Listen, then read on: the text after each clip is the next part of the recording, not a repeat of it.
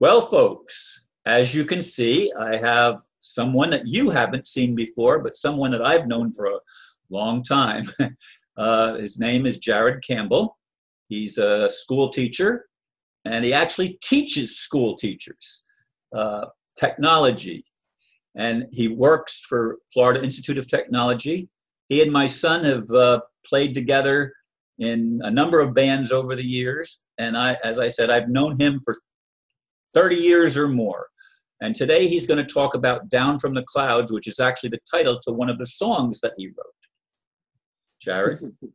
Hello, Ron. How are you? I'm excited about making a video together. Oh, yeah, I'm excited too. This is kind of fun, you know. You're in your square, I'm in my square. A couple of squares. You know they're not squares, they're rectangles, at least on my computer. You know, tomato. That's great.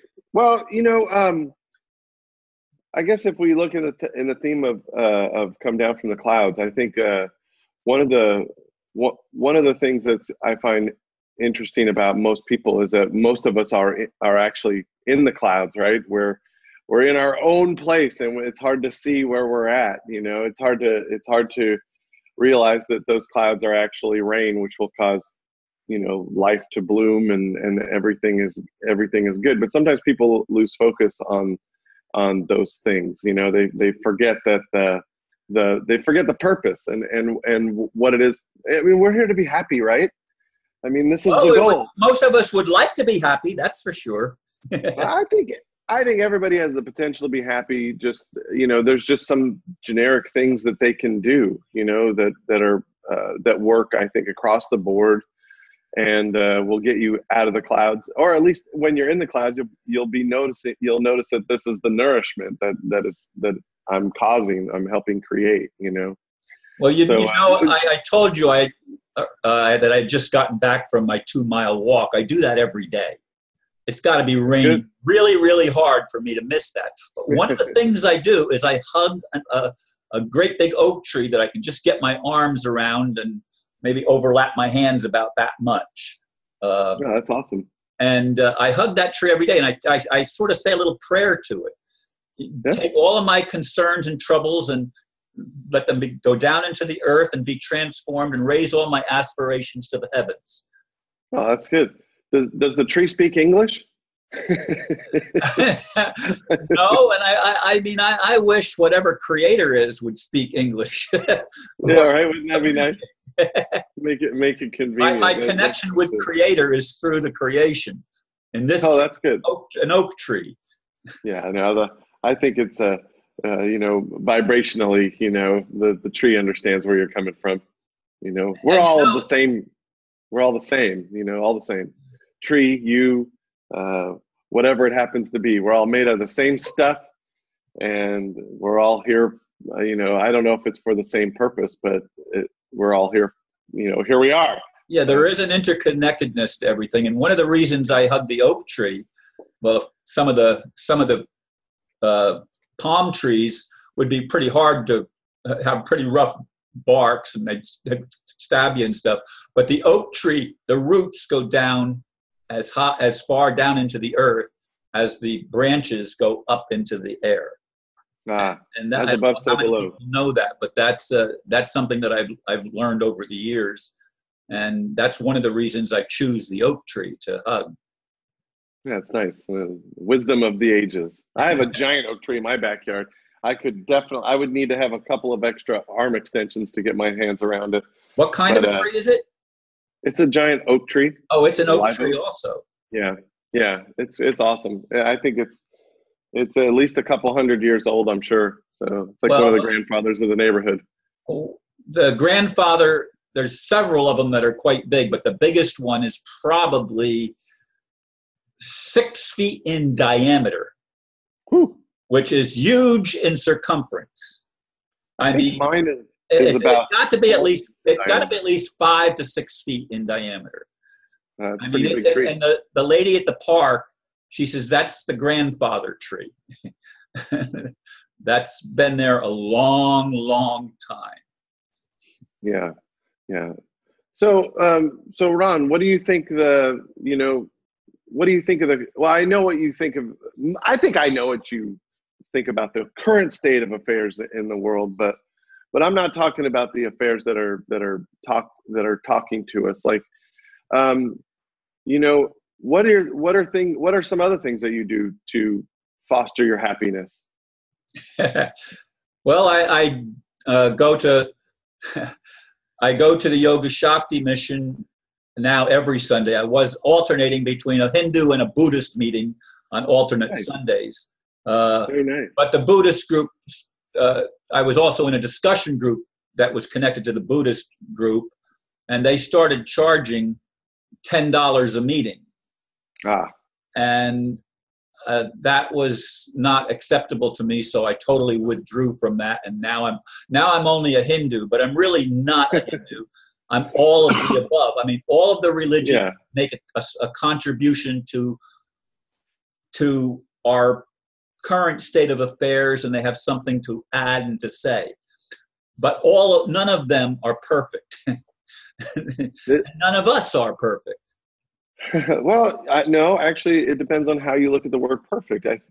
Some wise guy told me a long time ago, wise man said, actually, I think I saw it on a video. He might have been a wise guy. Well, he said, he was reading the preamble to the Declaration of Independence, in the line about in order to make a more perfect union, right? Right. And that when you start to think about a more perfect means, how can you have more perfect? It's either perfect or it isn't, right? Well, in that sense, they're actually using that word in terms of having all the parts, so a more perfect would be having more parts, right?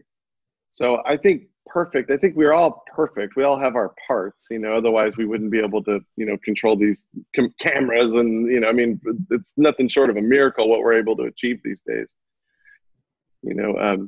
So perfect is I think in a sense, everything is perfect because it has all of its parts. Whether or not we agree with those, with the ramifications of those parts is the trick. One thing that I think is the biggest, like one of the best practices that anybody can do that is so simple and so easy, it's just a matter of exercise. And it truly becomes part of becoming happy is your sense of patience, right? Your sense of patience is what I believe governs happiness. It's like, it's kind of a regulator in a way, because patience, my definition of patience here is you being able to be happy with the circumstance you're given, regardless of the circumstance. You're being able to be happy with the time that you're spent, right? Somebody who is patient is totally calm. Hey, everything's okay. Somebody who's impatient is something different. And I have a feeling that patience or someone's sense of patience is the key to anybody having a peaceful worldview. And it's something that can be exercised, if you think about it, like going into the store, you're buying some groceries because you want to eat. And there's that person in front of you that has too many things, and they're just like sitting there, and you're like, I gotta get out of here. But if you had the ability to just withstand that for a minute and be patient and just, understand that you are afforded a moment to yourself, that perhaps you could just even consider how happy you are with the moment you're given. If you do that exercise, is absolutely transformative. That's a mental exercise. Now, I'll tell you the truth. I'm fairly patient in a lot of things, but driving is not one of them. When I'm behind somebody at a light that's just turned green and they're still sitting there, Well, see, the thing is that means that where your classroom is now. It's in your car. That is your practice. That's your dojo. That's your ashram right there. If you know that you are impatient in your car, then that is the most appropriate place to practice, And that's the thing, you know, see, I have this, I have a interesting thought that came to me a little while ago about the role that emotions play with us. So I'm a teacher, okay?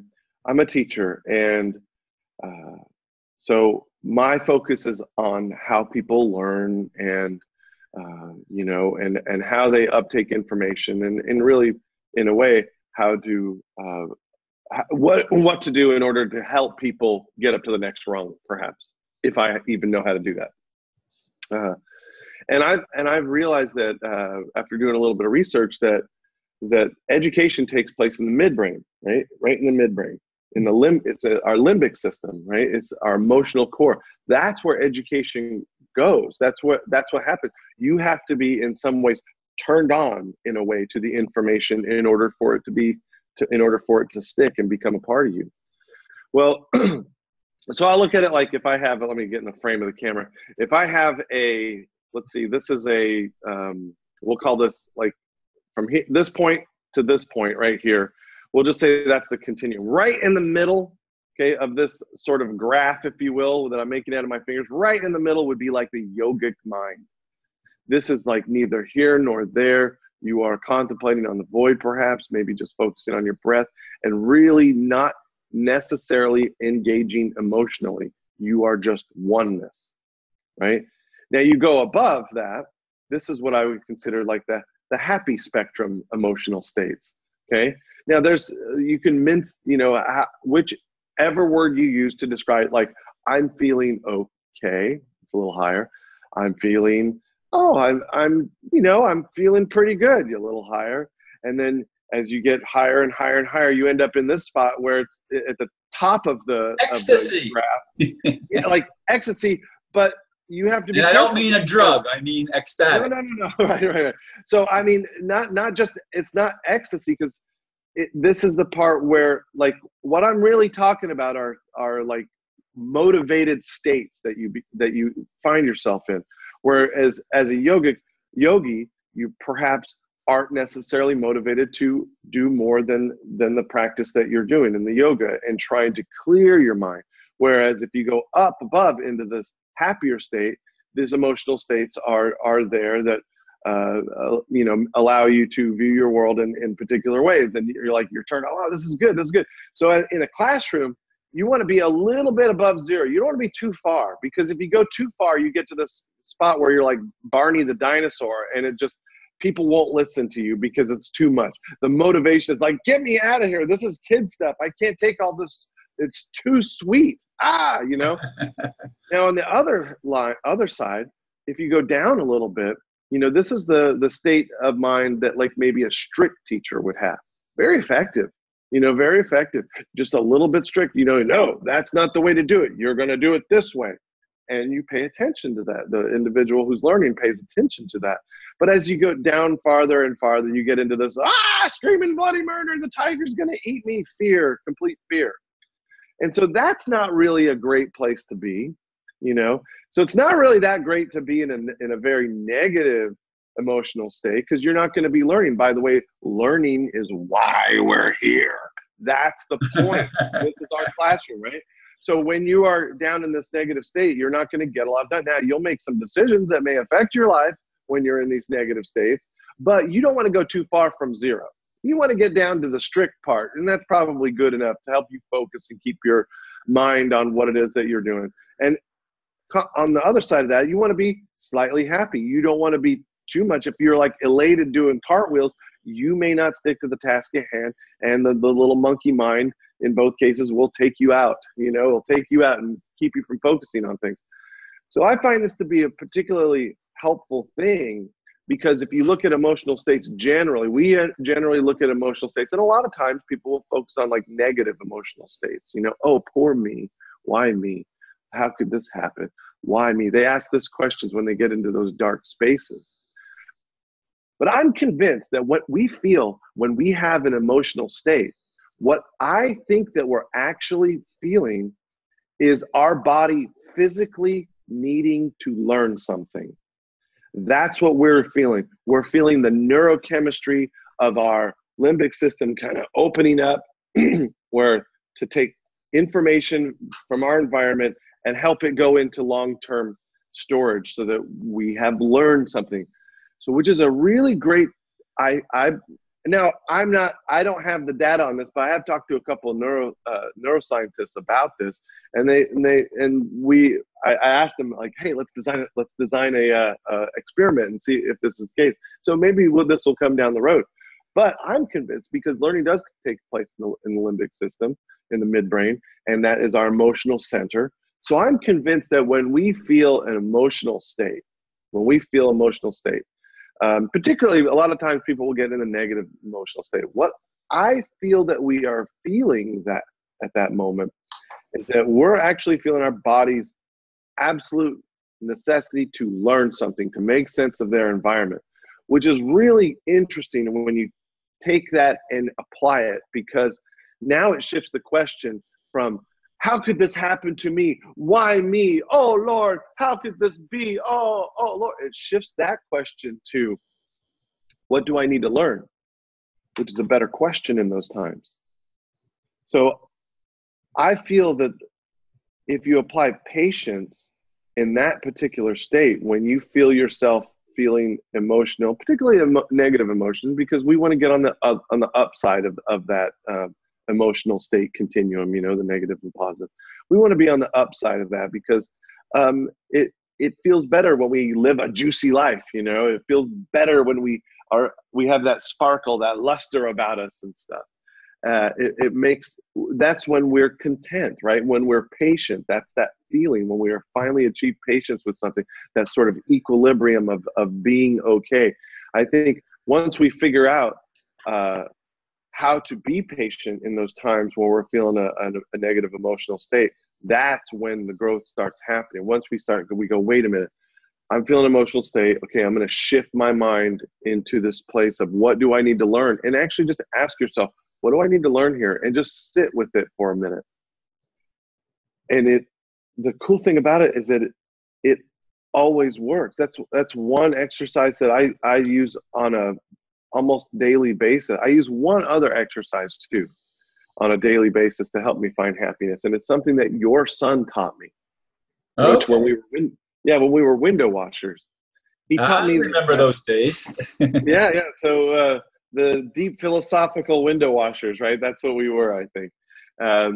Well, he taught me this really great game of, when you're washing the window, you're looking in, you've seen people going about their day, maybe people buying things, because we were washing windows of businesses and things. And he taught me, he said, play this game. He said, when you see something, allow yourself to ask the question, how can I love this? How can I love this? And no matter what you end up playing this little story in your head. Like, if it's a person, like, I can love that person because, maybe they're dressed nice. Maybe they have a nice smile. Maybe you can clear away, maybe they have a negative look to them, but maybe you can clear that away in your mind's eye and look at them for the person, like, oh, they were once a child, I love children, I can love it that way. And when you get to something that you can't love, like something terrible things happen all the time, right? When you get something that it's really hard to love, you can still play the game, because you'll just say, well, I don't necessarily need to love that, but I can love the fact that person has inspired me to think about love. And now that I'm thinking about love, I'm better, I'm a better person because I have that in my focus now. So this game is super powerful, those two things And together. Tommy taught you that, huh? Tommy taught me that. He did. And it's been this is many, many years ago, Well, if you're talking about window washer days, it's a good while back. Yeah. But this is something I carried with me, that was the washing of my window, I think, because I do that all the time with people. And it's fun because when you play the game right and you realize, like, okay, when you interact with people or anything like this, like, we don't know anything about people, the people in the other car, right? They're driving like crazy in front of you, maybe it's easy to slip into that negative state and start to go, that person is just out to get me, or why, universe, why is this? But that's a terrible question, right? The question is, what do I need to learn? And then if you're driving, so it's hard to focus on some of these things, but you can always play, well, I'm going to love that person because I just wish them to be as patient as perhaps I can be one day. And I'll love them for having that potential. I'm telling you, this sounds like possibly it's too easy. Because it is, but it works every time. Every time. If you're in a spot where, if you're in a dark hole, try it. Even if momentarily, while you're driving, Ron, I challenge you to try this. Try it. It's a beautiful thing. You know what came to mind, Jared? I'm sorry to interrupt, but what came to mind is just a day or two ago, I'm driving for my walk in the park, and a car is coming up behind me, goes past me, gets right in front of me, and then makes a right turn. I have to slow down for the guy that just passed me. Yep. And I think, what's wrong with these people? I was going the speed limit, but that's how my mind works. What's wrong with these people? Well, you know what? So that means you're projecting your impatience on others. So this is where the game of how can I love it comes in, because then you're projecting love. Which is it's a better state to be in. You get more information out that way, and you live a juicy life. You feel good. That person is just trying. I suggest just try it. Just try this. First, the thing is that you have okay, so pain is an important part of our life, right? It helps us feel when we need to either change something or do something different, right? Don't put your hand too close to the fire, or you're going to burn your fingers, right? So pain is important. And the same thing goes to those impatient moments when people cut you off and you're like, what are you, blah, blah, blah. That is the pain where you go, oh, wait a minute. This is my lesson now. I just walked into a classroom. What do I need to learn from this situation? And the trick is as you practice this, it becomes part of how you interact with the world, and you live in a much more stable place. You will start to see things like, you won't see that person as somebody who has done you wrong. You'll see that person as a teacher who has provided you a lesson, which is a huge shift, right? It goes from how can you do that to me? This is, hey, don't you know I'm here? Instead it's like, hey, I'm here, world. This is great. Thank you for the lesson. Because I'm convinced that, so this brings me to lessons in humility, right? Because when somebody does something like this to you, it is a humbling event. It puts you in your place, if you will. You have to contend with something that just happened to you. This is the perception of it. So lessons in humility always come easy the first time. They always come easy. The trick is to learn when it's happening that you need to stop and calm and be like, wait a minute, okay, I'm going to go ahead and I'm going to allow this person to maybe even trespass you on you for a minute. It's okay. Just let it go, because it doesn't have to sear your soul. You don't have to sit there and get the heartburns and all that stuff. Just allow it to happen. Okay. And it doesn't mean being a pushover, just being aware, because we're in charge of our own self. So we're looking at our interpretations of the world and trying to make sense of it, and hopefully be on the happy side of that spectrum, So lessons of humility always come easy the first time. But if you don't recognize it, in the classroom, you get a more advanced lesson in humility. It's a bigger challenge. A bigger challenge, because the universe is providing you this lesson, and it's going, oh, okay, that wasn't too obvious enough for them. So let's make it let's give them the more advanced lesson, because maybe they're not taking in that information. So you end up having a bigger lesson in humility. And when you have that bigger lesson in humility, it's usually a lot more painful, because again, pain is something that helps us realize that we need to do something, we need to change something. And this is not any different from pricking your finger on something, or having a negative emotional state towards something, or even being impatient. I really think that's key. So that all those three things are like super, super important. First, if you play the how can I love it to the point where it becomes something that you do unconsciously, and that's a beautiful thing. And then you go to the more advanced lessons of patience, because you can exercise this. Get in the longer line at the store. If you have nowhere to be, just get in the longer line in the store and enjoy that moment. If you have to wait in any line, just sit in that line for a minute and stand there and just savor it. You're going to see something, because again, we're here to learn something. So those are your lessons. And those things will help you when you get to those lessons in humility, because if you do those two things, you find the love, you find patience, or a willingness to be happy with the moment you're given, regardless of circumstance. Then when those humiliating events like come along, like this person jumping in front of you in the car, or whatever it happens to be, where you feel like someone is pushing you down a little bit, then those two key things allow you to it's like putting grease on the hinge. All of a sudden the door opens and you're right there where you need to be, and you don't carry that stuff with you a few days later. Like, you still had a lot of emotional state. That guy jumped in front of me. I didn't even know why. You see what I'm saying? Yes. Let me ask you one thing. It's sort of a wrap up, though. We entitled this "Down from the Clouds," which is the title of a song that you wrote. Can you talk for just a minute or two about you writing that song?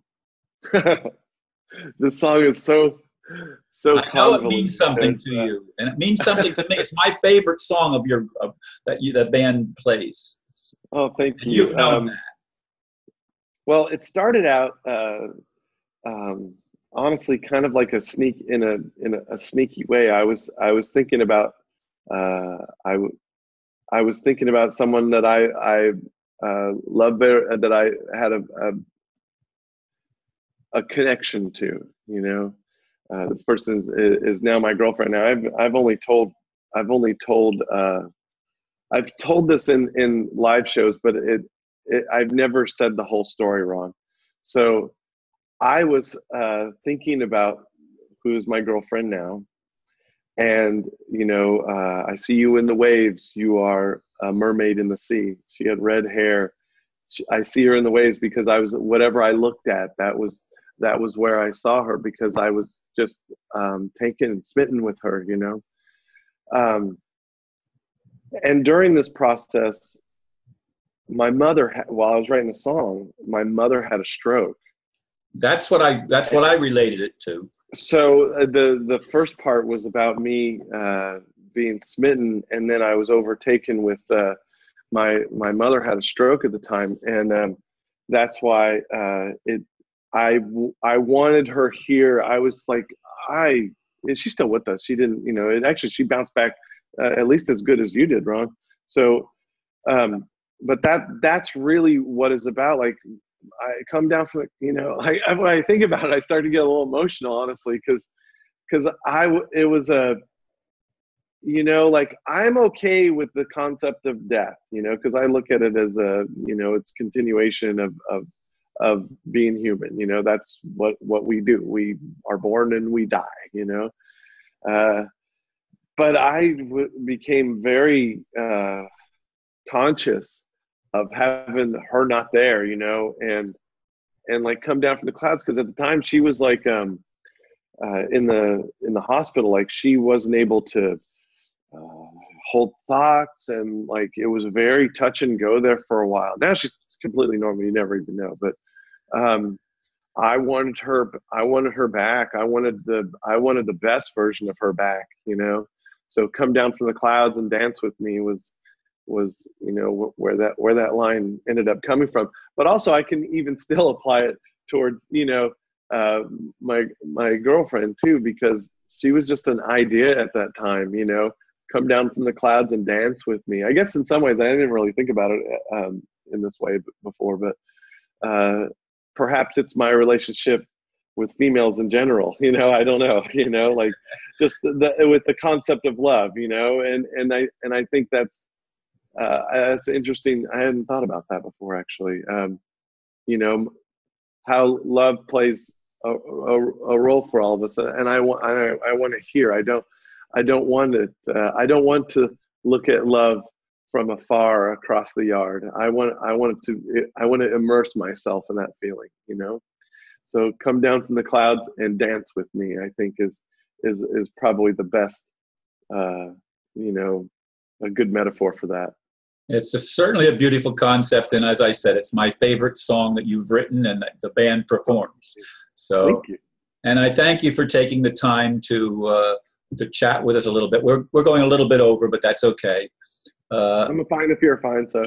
Yeah, well, I'm not going to be rigid on it. I mean, with Aristo, lots of times they go over, you know, a minute or two, three. He has a lot to say.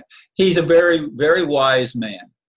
But in any case, you know, we've known each other for a long time, and I appreciate your friendship, and I appreciate especially your friendship with my son, Tommy. Oh, I love you. I love Tommy to pieces, and I love you too, Ron. Thank you, Jared, and I appreciate you taking the time, and maybe we can do another video at a future time. We'll see how this one goes. That sounds great. What the reaction is. I'm game if you are. Sure, this is fun. So thanks again, and I really appreciate it. And as I'd say, namaste, which means namaste, the light in me, the divine in me recognizes the same in you. And namaste back at you, Ron. All right. Bye. We got more to talk about too. I have some other things, some crazy stuff that's been going on in my day actually since November that we'll have to have a pretty deep conversation about one time. I don't know if we'll be able to do it in a half an hour, but I don't know. I've pretty cool stuff actually. Some very interesting spiritual awakenings that have been happening for me. So, well, that sounds like something to look forward to. Yeah, it's beautiful stuff, I think, you know. So, okay. and Ron, you are beautiful, and thank you for doing this and providing this platform for these things. Thank you.